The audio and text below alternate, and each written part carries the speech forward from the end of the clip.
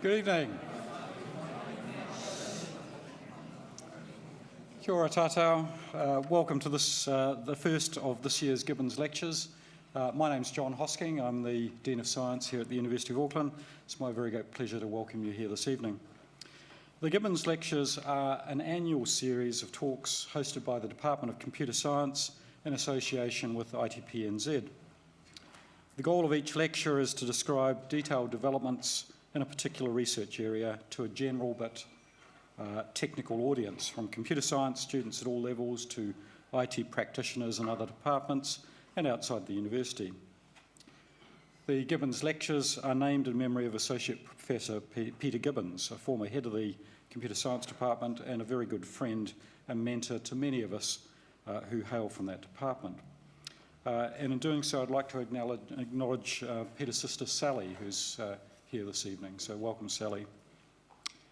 This year's Gibbons Lectures on artificial intelligence and its impact. This, of course, is a topic which has been receiving a lot of attention in the popular press, with remarkable successes of software such as machine translation systems, driverless cars, voice response systems, as well as corresponding concerns over job losses through automation. Our lead speaker for this year is Professor Nick Kassaboff from Auckland University of Technology.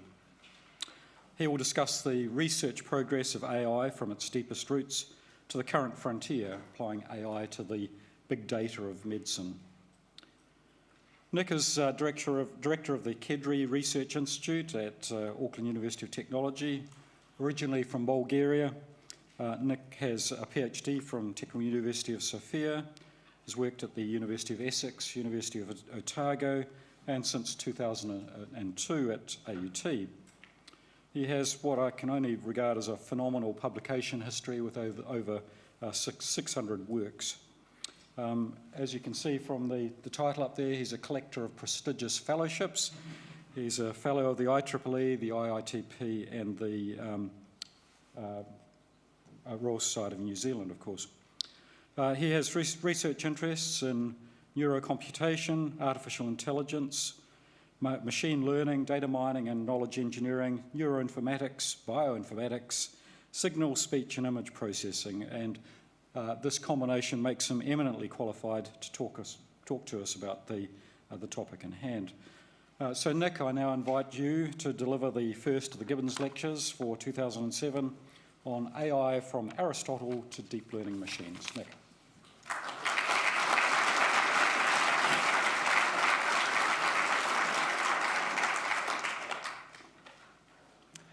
Good evening, ladies and gentlemen, colleagues and friends. It is my great pleasure to give the first lecture of this series that is organized by the Computer Science Department at the University of Auckland and the Institute for IT Professionals. Thank you very much for organizing that. It is a very timely series, having in mind the AI revolution that is going on in the world. There will be 4 lectures, and if you expect me to cover all aspects of AI, that is not going to happen. What is going to happen, I'm going to talk about a little bit of the evolution of the AI methods, and I will be a little bit more technical to explain what is behind this symbol of AI. Is it something that we should be frightened? If we understand that better, we will be more familiar with the development, and we can actually have more vision about the future of artificial intelligence.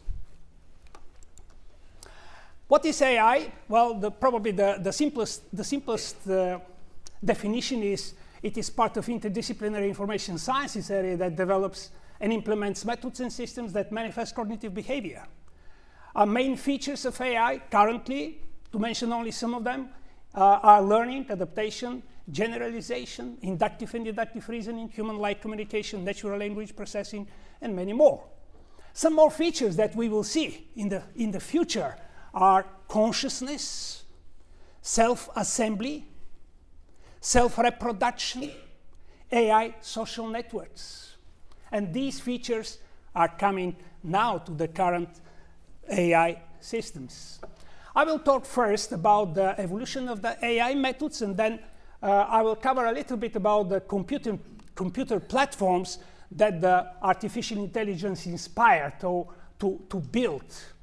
Then I will talk about applications about AI in New Zealand. We have to be aware where we are and what we are going to do in the future.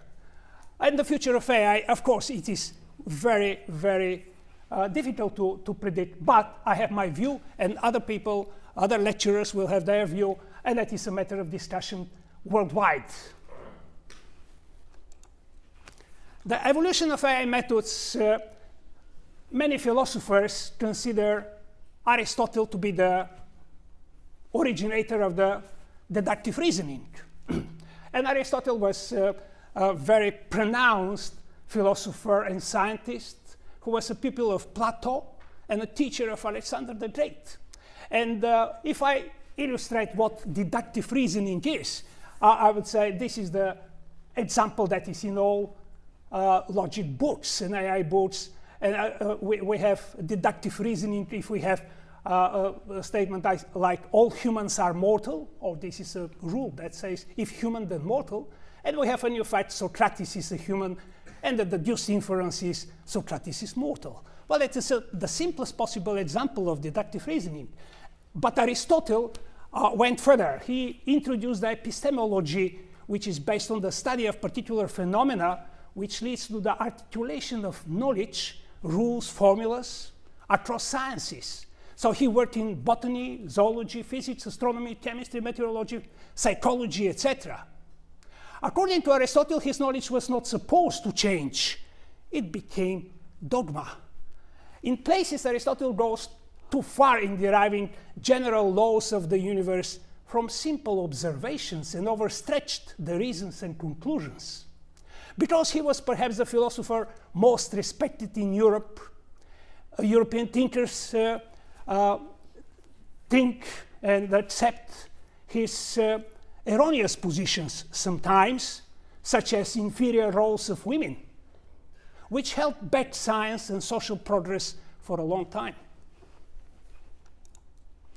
But the first deductive logic theory inspired the development of the so-called symbolic AI, where logic, rules, and deductive reasoning started to appear in 18th, 19th century, including relations and implications, propositional logic, Boolean logic, that is the basis of our contemporary computers, predicate logic with the language, prologue, probabilistic logic, rule-based systems, expert systems. We should say that logic systems and rules are too rigid to represent the uncertainty in the natural phenomena. They are difficult to articulate and not adaptive to change. So then a step further to account for uncertainties in human-like reasoning was introduced by Lotfi-Zadeh fuzzy logic. And fuzzy logic deals with so-called fuzzy proposition. Here we have a fuzzy membership function that represents that's a variable that is called time, and the time is represented as short, medium, long, as membership function of fuzzy terms. And the propositions could be fuzzy washing time is short, and if it's 4.9 minutes washing time, it is short to a degree of 0.8 and medium to a degree of 0.2. So fuzzy rules like if wash load is small, then washing time is short, can be articulated, can be implemented, and that was actually a very, very, very important development of artificial intelligence in Japan, especially with the rice cookers and other fuzzy logic devices. However, fuzzy rules need to be articulated in the first instance. They need to change, adapt, evolve through learning to reflect the way human knowledge evolves. Further challenges in the artificial intelligence as a turning point appear, and one of them was the Turing test for artificial intelligence. The Turing test was initially proposed by Turing as a question: can machines think? And it was a test that he later called the imitation game, where an observer is communicating behind a curtain with with a machine and a person. If the observer cannot distinguish whether the observer communicates with a machine or a person. So that is what artificial intelligence is about. The Turing has been highly influential and widely criticized. However, it has become an important concept in the philosophy of artificial intelligence. The test, though, was too difficult to achieve without machine learning in an adaptive, incremental way. So learning, machine learning, is something, learning is something that we humans do all the time, every minute. And learning from data inspired by the human brain was one of the directions to develop machine learning systems. And the human brain is the most sophisticated product of the evolution as an information processing machine. Why is that? Well, the human brain consists of billions, 80 billions, 100 billions of neurons, trillions of connections, and it has evolved through millions of years of evolution. And the brain can deal with different memory types, short-term in the membrane potential of the neurons, long-term synaptic rates, genetic. It deals with different scales of time, nanoseconds, milliseconds, minutes, that's the genius expression, hours, many years, like the evolution. So what could be the most inspirational source for machine learning than the brain? And a single neuron, if we look at a single neuron, is a very sophisticated information processing machine. Deals with time, frequency, phase information, thousands of genes expressed in the nucleus, thousands, tens of thousands, 20,000 inputs to each of the neurons, and just one output. And the question is, can we make artificial intelligence to learn from data like the brain? And this question was addressed early in 1943. McCulloch and Pitt, they introduced the so-called artificial neuron with inputs, connection weights that represent synaptic weights. They are subject to learning, and outputs that are calculated as an output function. And then Rosenblatt introduced the so-called perceptron, the first neural network, very simple one. And then it was further developed into multi-layer perceptrons and a large-scale neural networks. But the early neural networks were so-called black boxes. And also, once trained, difficult to adapt to new data without much forgetting. And there was quite a lot of thinking about neural networks that they cannot do much, and they are black boxes, and therefore they are not very useful to use.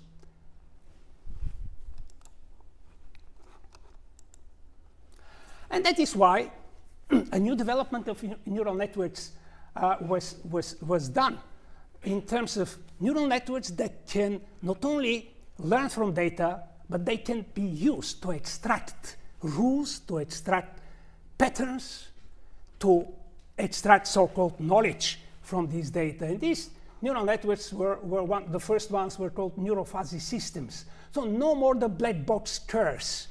Neural networks can be trained, inputs and outputs in neurons here, and after analysis of the neural networks, rules can be extracted that explain the essence in the data. For example, if input 1 is high and input 2 is low, then the output is very high. So using also fuzzy terms, which was the combination between neural networks and fuzzy logic to make neural networks represent more human-like thinking. So this is one example of using neural networks to extract rules from data that relate to evaluation of renal function. The golden standard is using one function for everybody anywhere in the world at any time. And if we can see, we can train a system that clusters patients' data into different clusters, and it extracts the rule for each of these clusters. For example, this cluster is defined as age about 21 of the people, and this is the membership function. Female creatinine, etc., etc. And this is the function that was derived for this particular cluster. Unfortunately, I don't belong to this cluster because my age is not about 21. But I have another cluster here that will tell me what my function, what function can be used to evaluate my renal functions. And this is something that was also very important development in neural networks. And I should say that 24 centuries after Aristotle, now we have systems, artificial intelligence systems, that can automate the rule and knowledge extraction from data. It doesn't mean that humans do not have to do anything. No, they have to observe these rules and they have to make sense out of that. But these rules can change, they can vary from group to group, and they can be updated all the time with data. I'm sure Aristotle would have been very happy to see that. Now, deep neural networks are the current development in the neural networks. Why deep? Because first of all, they have many layers of neurons connected to each other. And second, some neurons, they can actually look deep in the data and extract features from smaller sections of the data. And this is a multi-layer deep network, so-called convolutional. We have neurons that extract features from the palm, and then these features are combined in the next level to recognize the hand, and then of course they will be recognizing the leg and the body, and then it is now recognized that this robot is sitting, and the robot has yellow eyes and it has big feet. So this is the approach that is currently used for many pattern recognition systems, and the so-called convolutional networks indeed do the deep analysis of features of smaller sections. For example, this neuron can calculate the maximum value within this field of area, so that was 6. Deep neural networks is nothing new, of course. It is inspired by the computer brain, and computer vision was used as inspiration to develop the first deep neural networks like cognitron and neocognitron by Fukushima. So these neural networks have many layers that capture different features, for example, contrast, edge detection. They are combined in different layers, and these layers, they correspond to the computer, to the visual cortex until the recognition is done. Well, deep neural networks are excellent for vector frame-based data, but not much for temporal or spatial spectral-temporal data. There is no time of asynchronous events learned in the model. They're difficult to adapt to new data, and the structures are not flexible. If we ask the question, how do we humans learn pieces of music? For example, a performer who plays Mozart makes about 10,000 strikes on the piano within 1 hour without looking at notes. That's a deep learning patterns that are learned in the human brain. Still, the deep neural networks that are at the moment present cannot do that, and they are very limited. So now we would like to move further to develop systems that are not limited in terms of number of layers. We need to have as deep as needed from data system. So one way to do that is to use the so-called third generation of neural networks, and they are the so-called spiking neural networks. Spiking neural networks are they represent information as strains of spikes or binary units at a certain time. So time is part of the information representation here. And this neuron receives many spikes from many inputs, and if the membrane potential goes above a certain threshold, this neuron emits a spike. And this is the so-called spiking neural networks. Spiking neural networks have the ability to capture time, to learn temporal patterns. And also they are very easy to implement as hardware. And easy to implement in software, they are, because they deal with bytes only, which is the binary element, they are very economical in information processing. Well, the question is, can we use these neural networks to develop large-scale deep learning machines? And if, as the IBM fellow Dharmendra Moda, who is the chief scientist of brain-inspired computing in IBM Research, says, the goal of brain-inspired computing is to deliver a scalable neural network substrate while approaching fundamental limits of time, space, and energy. And indeed, spiking neurons can deal with spatiotemporal data. They can integrate different modalities, and they can deal with time, space, synchronization. They can evolve. Well, how can we use this phenomena to develop deep learning machines? One example is the developed in my lab deep learning machine, which is called NeuCube, or NeuroCube. This NeuCube, which we have the architecture here, consists of a three-dimensional so-called cube that is based on spiking neurons. And this cube is scalable. You can have a cube of 100 neurons or 100 million neurons. Still possible to simulate on different platforms.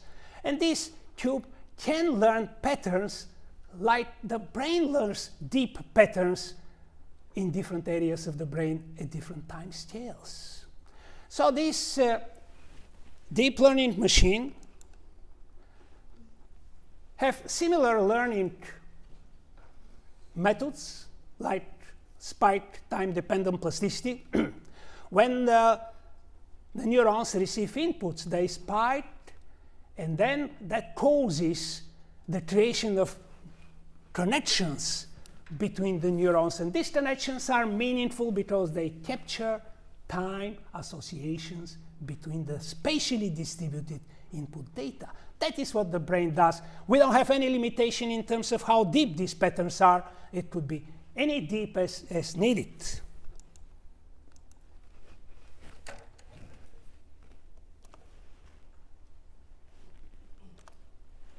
And in my lab, we developed a machine that we call it a machine, of course. This is a development system that everybody can use it. And downloading this software in a simplified form, they can develop their own artificial intelligence deep machines on their data, visualize that models in a three-dimensional virtual reality space to understand what the data is about.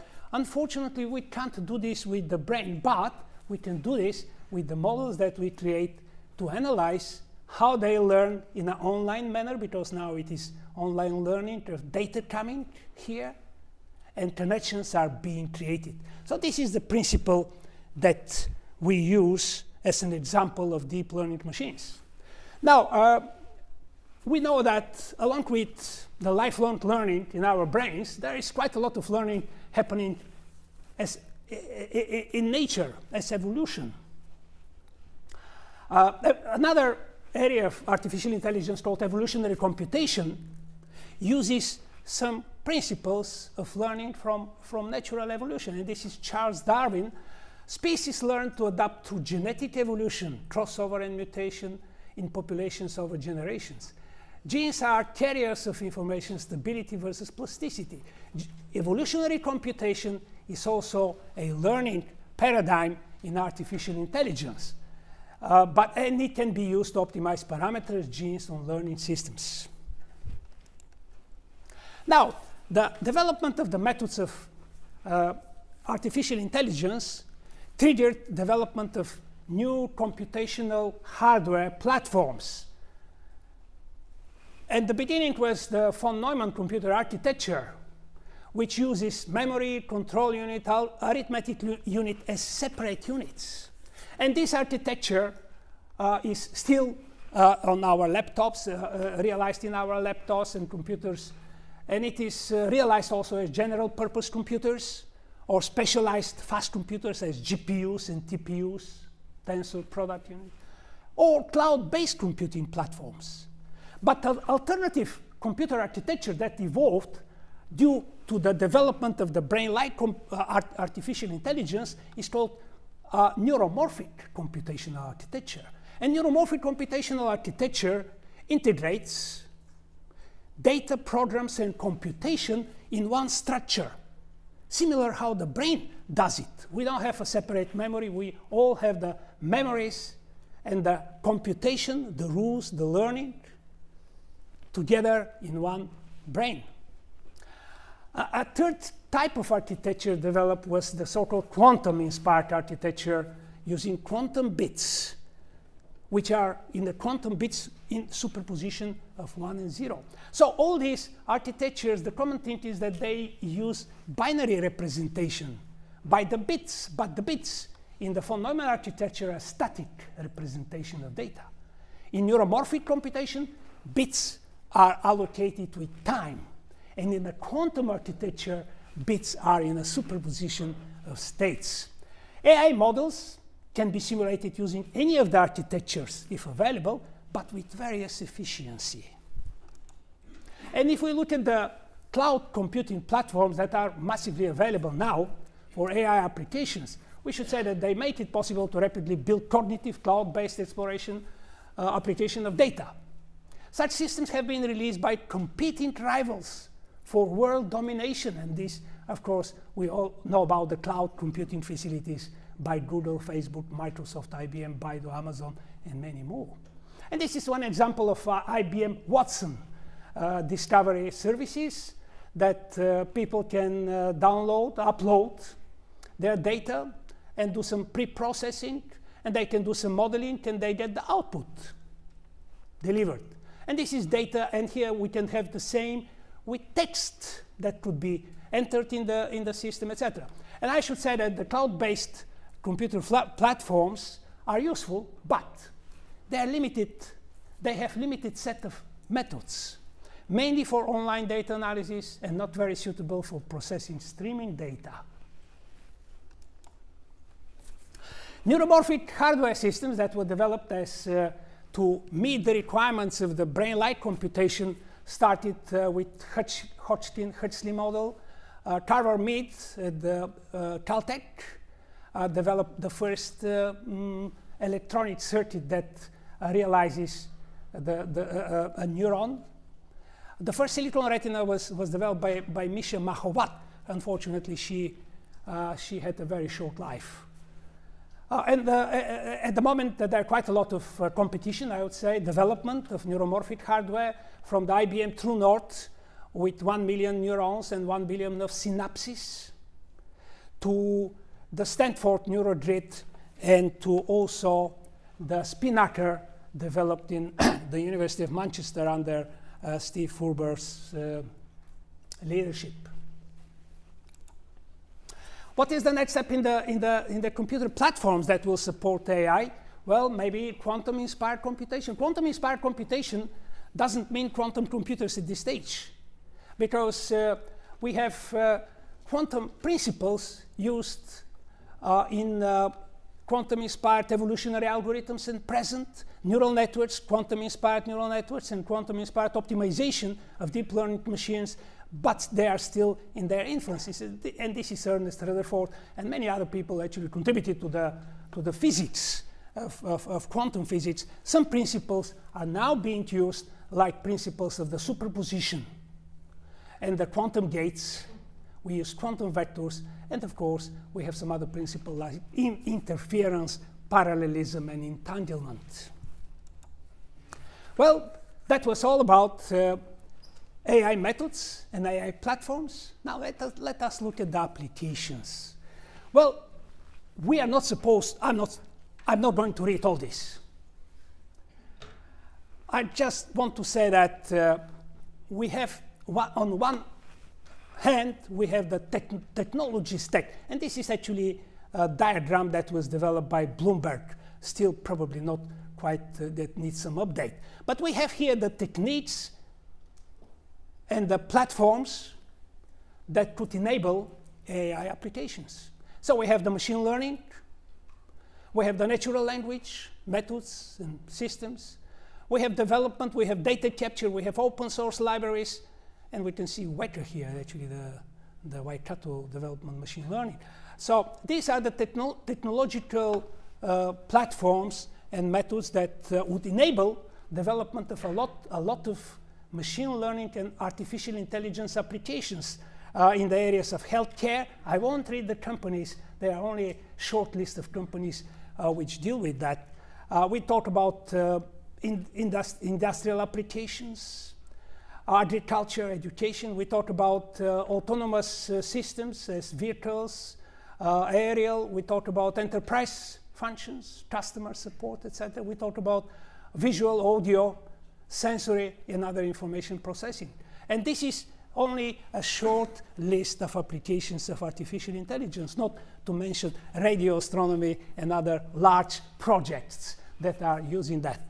Now, I'm going to talk about only some of them, that some of them were developed here in New Zealand, some of them were developed in my lab, some of them were developed in other universities in New Zealand and in other places, but I will just select a few of them to talk about these applications. I can't talk about all of them. Well, let's start with AI applications in medicine. Modeling and understanding the brain is a very important part of science and research in artificial intelligence, because the brain is a complex information processing machine. We would like to understand it for several reasons, not only to develop new artificial intelligence, but to improve, to protect, to understand our brain for the future. And this is an example of how EEG or fMRI data can be modeled over time, and the model can be used to try to understand some processes in this data. And here we have computational models based on YouTube that are trained on fMRI, functional magnetoresonance imaging data. Not only we can train the system to recognize certain patterns of fMRI, to classify it, to predict it, but we can use it in terms of understanding what the functional connectivity of the model is in order to explain better what the data is about. We can also look at using or modeling electroencephalogram data that are collected from the human brain, from the scalp. And these data could be used for many applications at the moment. I will show only a few of them. One application is, which is very important at the moment with the aging population, is to predict progression of multiple mild cognitive impairment to Alzheimer's disease. So here we have the brain model of a mild cognitive impairment patient, and here we have the brain model of the same patient who developed Alzheimer's disease, and we can see that there is not much happening here under same conditions. That could be used, these models can be used to predict progression of disease. And here, this is in months, but of course, we can also use such models to predict states of brain in seconds. And this is the brain before activities of a driver, and this is the same brain before microsleep. So we can see that 2 seconds before microsleep, the brain shuts down, of course. And then we can recognize by a computer system that is measuring the brain signals whether the person is going to microsleep or not. And that is done with the University of Canterbury. Brain-computer interfaces is a fascinating area, and brain-computer interfaces are interfaces that allow humans to communicate directly with computers or external devices through their brains, for example, EEG data. And the brain-computer interfaces can be used for paralyzed people to navigate and to move cursors, for people to move wheelchairs, or for people to communicate between each other. They don't have to sit to each other. They can communicate with their brain signals through a computer. And a lot of applications of brain-computer interfaces for neurorehabilitation, exoskeletons, and for robot controls. That was also done in my lab. Now, brain-computer interfaces are also used in applications in virtual reality and navigation, virtual reality for entertainment or for rehabilitation of stroke. This is a virtual reality system that helps people to move their hands through observing a virtual hand in a virtual reality and using the so-called the mirror neuron in their brain to activate the part of the brain that is damaged. Computer systems now can recognize emotional faces, along very well discriminating all these types of emotions with 94.3% accuracy. They can also recognize the emotion of the person who does the face expression as well. Well, emotional computing is now coming, and it's a computer system that can learn and express attitude and emotions. A motivation for research is the ability to simulate empathy. The machine should interpret the emotional state of humans and adapt the behavior to them, giving the appropriate response to their emotions. Computer systems now can have human face, and what Mark Zader from the ABI of the University of Auckland has chosen is the face of his baby. So this is the face of an emotional computing system, and this is Mark Zader. Precision medicine and precision health is a very rich area of research and funding. Precision medicine means that everybody deserves a model that will predict the outcome for this person in the best possible way, rather than using one model or one function or one formula for everybody anywhere in the world at any time. And precision medicine and precision health is based on building a model for a person based on the personal data and based on a data set that has many other personal data to select the best neighborhood and the best model for the best prediction of this person. Personalized modeling devices and individual risk of event prediction is also a very active area where we are seeing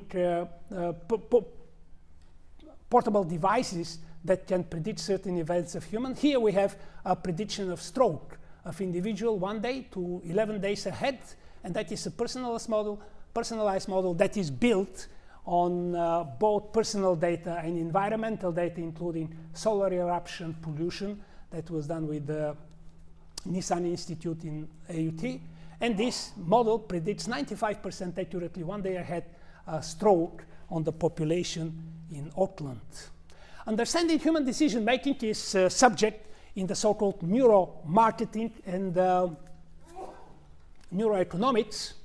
This is a current research that I do with my students, where we measure brain data to understand when people react on familiar versus unfamiliar objects. And we can see that a very deep learning is happening in the brain when people, the different areas are activated, when people see familiar objects.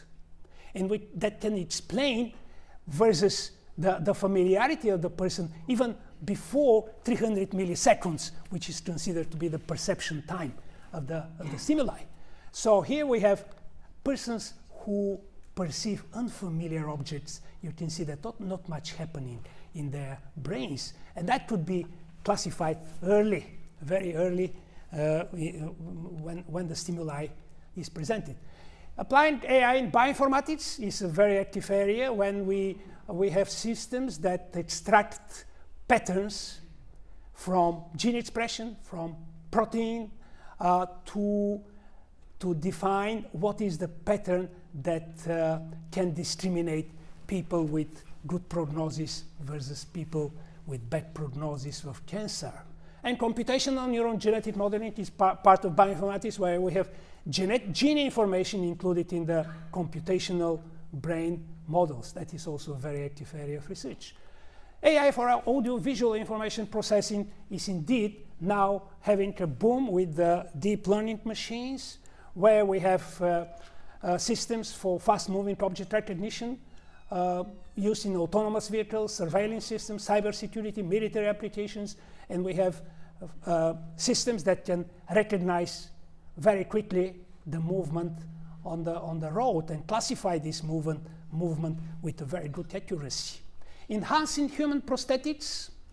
Well, artificial intelligence, human prosthetics sometimes give some information, but it is not precise information, and we can enhance the information given to the person from the human prosthetics, from the eye prosthetics, with some artificial intelligence that analyzes the information and gives either verbal information to the person. So prosthetics are, of course, a very active area. And robotics, of course, is something that is in many laboratories used to demonstrate some algorithms. And here we have the drone autonomous system that has also AI for image recognition and for decision making.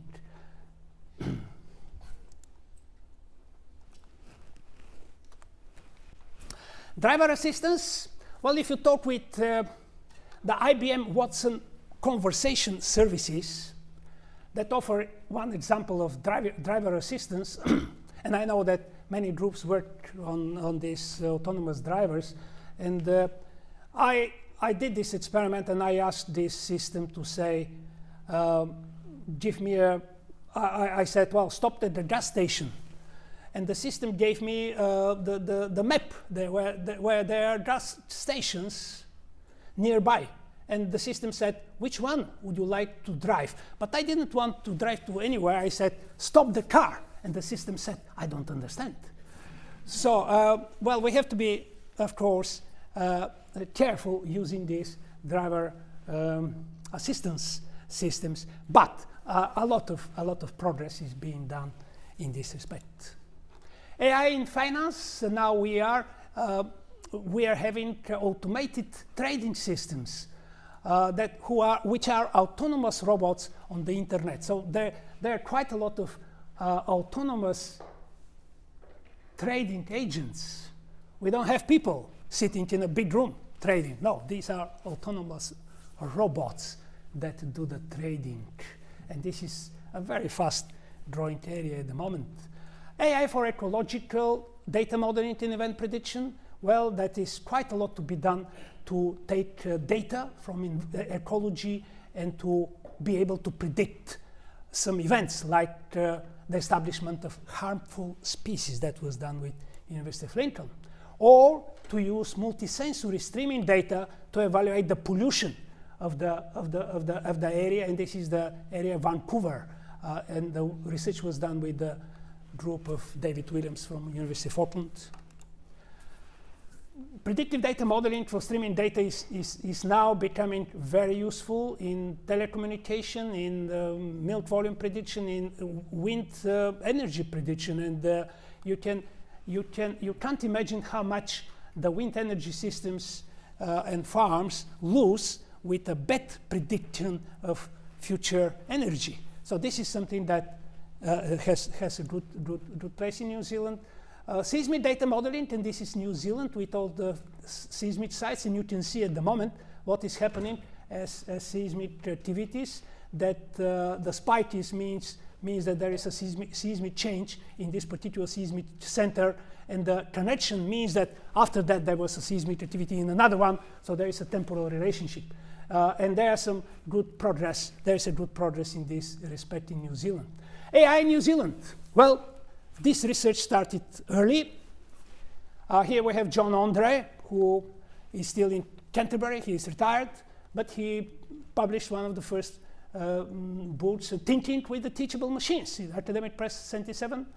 Now we had development in computer interfaces, computer animation, neural networks, machine learning software, and now we have a very active research in New Zealand in computer vision, natural language processing, evolutionary computation, robotics, emotional computing, distributed AI. And I should say that this development of AI is not on a kind of empty space. it was built on the general computer information sciences capabilities of New Zealand due to some pioneers in this area like Brian Coates, Bob Doran here, Salis, and others. In New Zealand, at the moment, we have applications, quite a lot of applications across areas of medical devices, healthcare, transportation, precision agriculture, and I have a long list of applications that I could find. But it is not a long list, it's a short list. I think there are many other companies which use artificial intelligence at the moment, even though artificial intelligence in law has been being developed at the moment. There is an AI forum in New Zealand formed to discuss the future of New Zealand AI. And Interact is just one project of artificial intelligence for big data technologies in New Zealand that consists of generic technologies along with domain-specific technologies in different areas, along with projects and products that are planned to be developed. The future of AI, well, that's a big question. Is it artificial general intelligence? Means machines that can perform any intellectual task that humans can do? Is it technological singularity? Machines become super intelligent, that they take over from humans and develop on their own, beyond which point the human societies collapse in their present form, which may ultimately lead to the perish of the humanity. Or it is a tremendous technological progress, early disease prognosis, diagnosis, robots, improved productivity. Well, Stephen Hawking said, I believe there is no real difference between what can be achieved by a biological brain and what can be achieved by a computer. AI will be able to redesign itself at an ever-increasing rate. Humans who are limited by slow biological evolution couldn't compete and could be superseded by AI.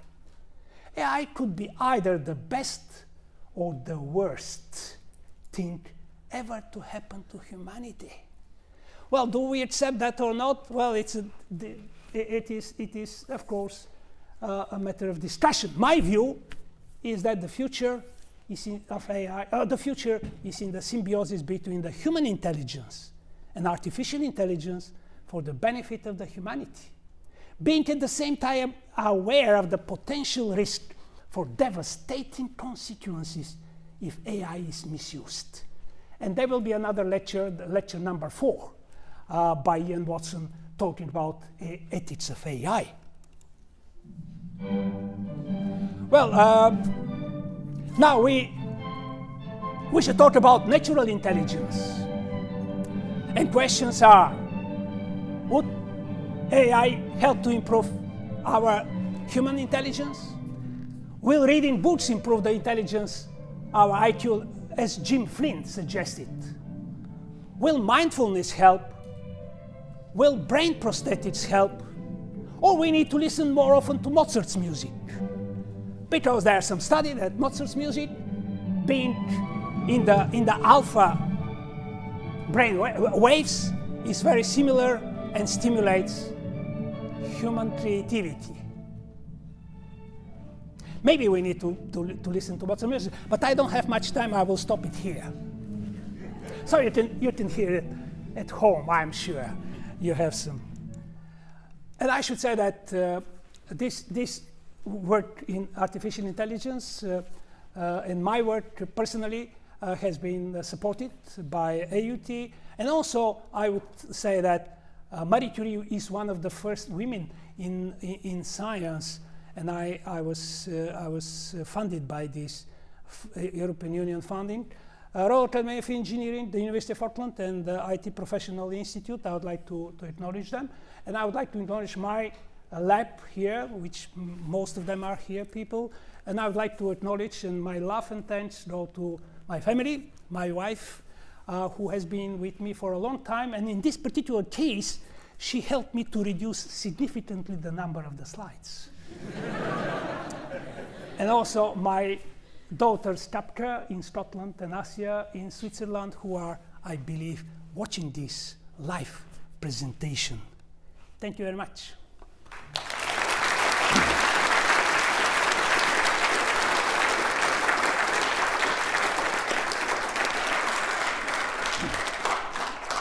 Thank you, Nick. That was a great way to start off the series. We've got enough time for a few questions, so if you've got a question, stick your hand up. Yep. Thank you very much, sir, for impressing on us the enormous extent to which human abilities can be extended by machines. But I'm wondering, is there any overall limitation? For example, we have two sorts of knowledge in the world. Objective knowledge is the way the external world we perceive works. This is science, I suppose. But then we also have subjective knowledge, our own reaction to smells, touches, tastes, visual experience, and so on and so forth. And I think that Bertrand Russell held the view that all our knowledge all objective knowledge is dependent on our subjective experience. But there seems to be an enormous difficulty in going from our objective scientific knowledge of the world to understanding our subjective knowledge. Do you have a response to that problem? Well, the question is, there is objective knowledge and the subjective knowledge in our brain. What is how the subjective knowledge matches the objective knowledge, and is artificial intelligence helping in this respect? Well, I should say that this is a philosophical question. I'm not a philosopher of AI, I'm more scientist. But my answer would be, as kind of approximate answer to this, is that knowledge is, we talk about knowledge as only subjective. It resides in the human brain. The knowledge, our knowledge about the objective nature, the objective so-called knowledge, changes all the time, evolves all the time, and it has to be the case. We are no more in the time of Aristotle, when knowledge was fixed forever. That is what he taught. Now we talk about knowledge that is evolving, that never ends to improve it, to adapt it, to make life better based on this knowledge. So there is always improvement, adaptation of our subjective knowledge of the objective environment, objective nature. Yeah. Well, that is my kind of modest response to this large philosophical question that probably somebody can answer better. I was just going to ask, are the slides going to be available to us, online graphs? The slides you... Yeah, which slide? Sorry? Can the slides be made available online? Yes, of course, yes, they will be available online. You can also approach me on this email address here, and I can send it to you as a personal copy, if you like. I was going to say, well, objectivity is subjective. One thing you could say in response to... Would you like to respond? Would you to give a better response to that? It is just objectivity is subjective. So, if you understand what I mean. Anyways. Thank you for helping me elaborate the answer. Thank you. Earlier you said that you think that features that AI and human intelligence is similar. What do you mean by that? Like, do you mean in the sense that man and machine will kind of live together, or do you think that man and machine will become one? Is that what you mean? Well, of course, the symbiosis by symbiosis. The question is symbiosis, does it mean man and machine work together? Yes, it does. And it is up to us to make it happen. And that is how I see the future of AI in a symbiosis with our human intelligence, enhancing it, helping us with cognitive tasks that has been done by many people. So we have more time to develop our human intelligence, to develop new technologies and improve life. Yes, definitely symbiosis is a co-working systems, the human and the AI. So that human and machine still remain quite separate entities? Well, I wouldn't say at the same level. I think we are the driver of this symbiosis, we the humans. And that is my belief, and it is opposite to what other people talk about, the technological singularity, that the robots will be driving that. I think it's up to us make it happen, or to lose the game. Yeah. One last question. How does artificial intelligence differ from simply developing faster and faster and more efficient methods of computing answers that you want to get? Yeah. The question is artificial intelligence, how different artificial intelligence is from the process of making computers faster?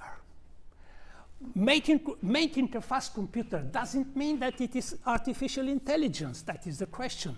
Well, the answer is no. Artificial intelligence, we look at faster machines, they work fast at a level of searching data and data crunching rather than learning, generalization, making hypotheses, planning prediction.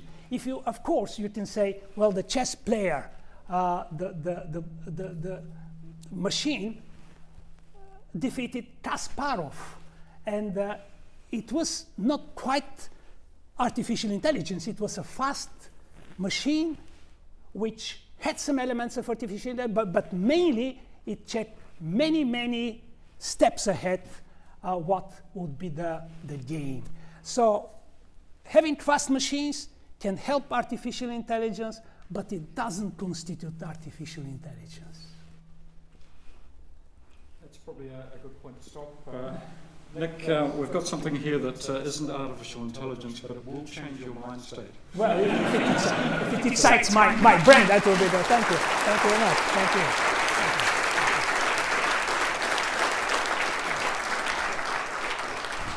Thanks very much. And next week's lecture is Robert? Sorry? Hans Gurskin, who's going to be talking on Home Smart Home. Come along. See you then. Thank you.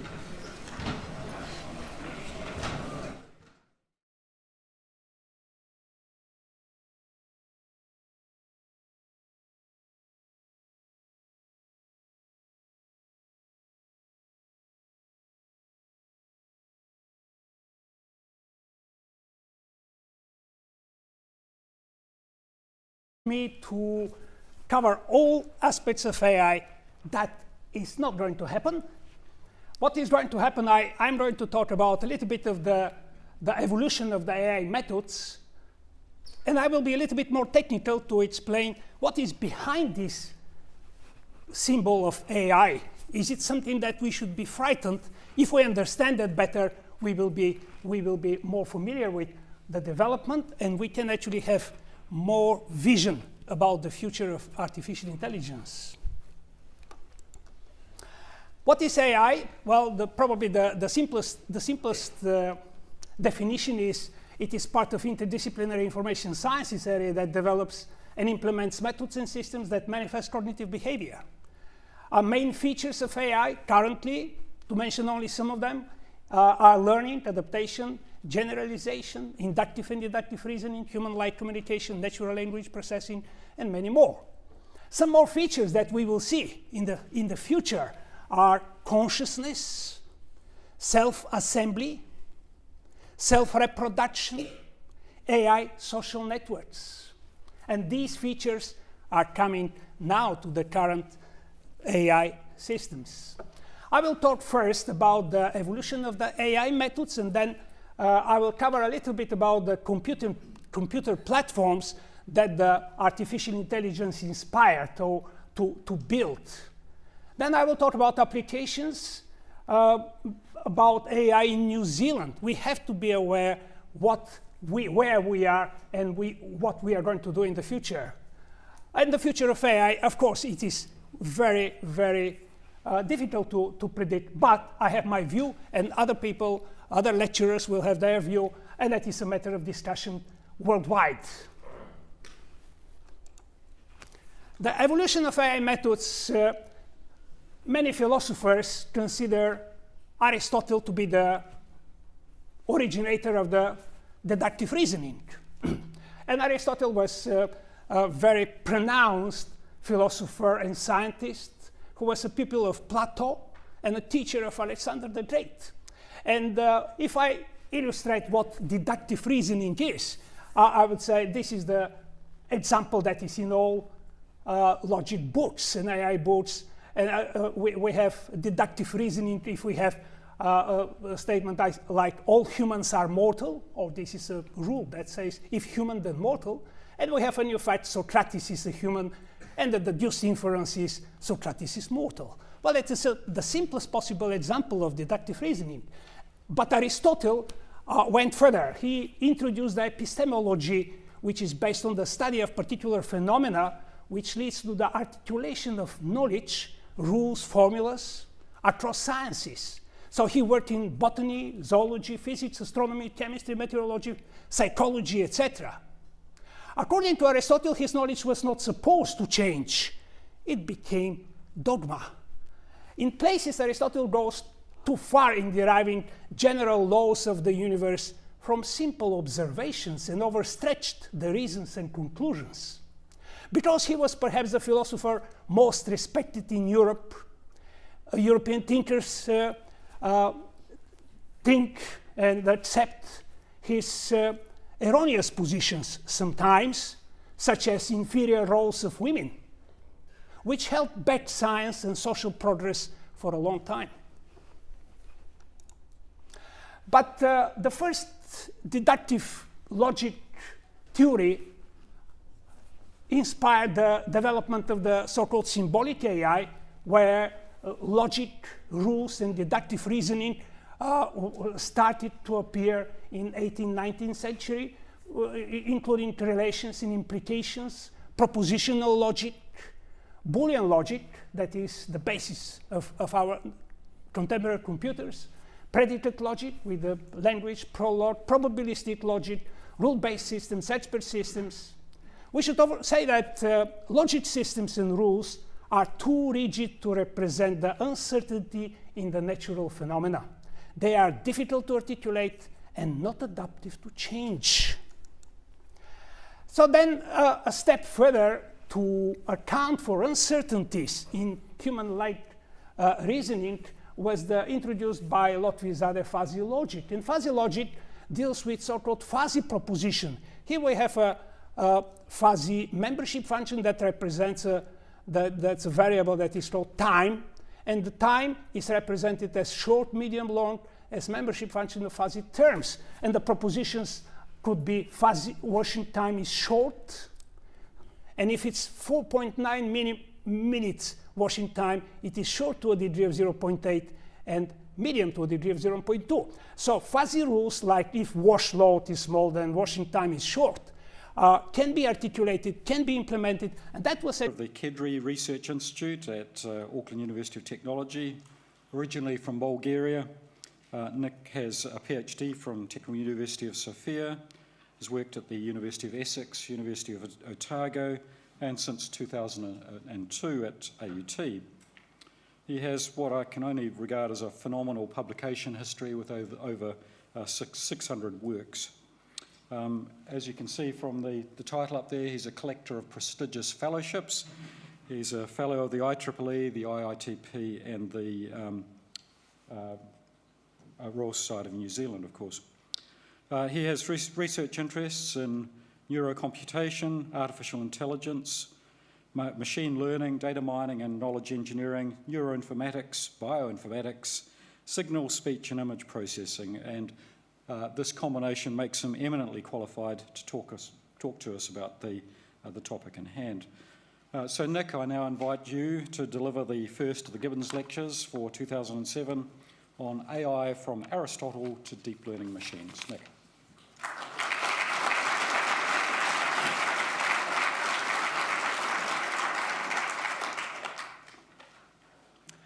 Good evening, ladies and gentlemen, colleagues and friends.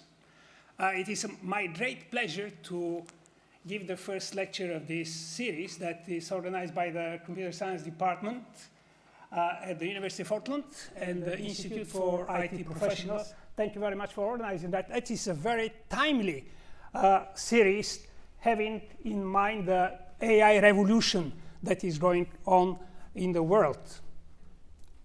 There will be 4 lectures, and if you expect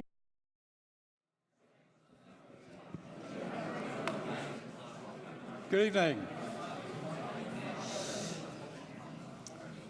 Kia ora tātou. Welcome to this, the first of this year's Gibbons Lectures. My name's John Hosking. I'm the Dean of Science here at the University of Auckland. It's my very great pleasure to welcome you here this evening. The Gibbons Lectures are an annual series of talks hosted by the Department of Computer Science in association with ITP-NZ. The goal of each lecture is to describe detailed developments in a particular research area to a general but technical audience, from computer science students at all levels to IT practitioners in other departments and outside the university. The Gibbons Lectures are named in memory of Associate Professor Peter Gibbons, a former head of the Computer Science Department and a very good friend and mentor to many of us who hail from that department. And in doing so, I'd like to acknowledge Peter's sister Sally, who's here this evening. So welcome, Sally.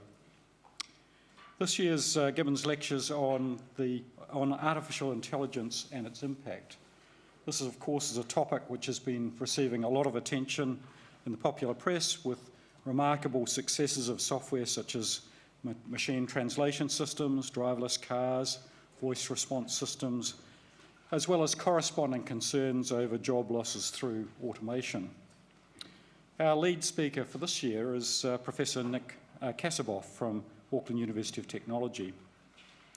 He will discuss the research progress of AI from its deepest roots to the current frontier, applying AI to the big data of medicine. Nick is Director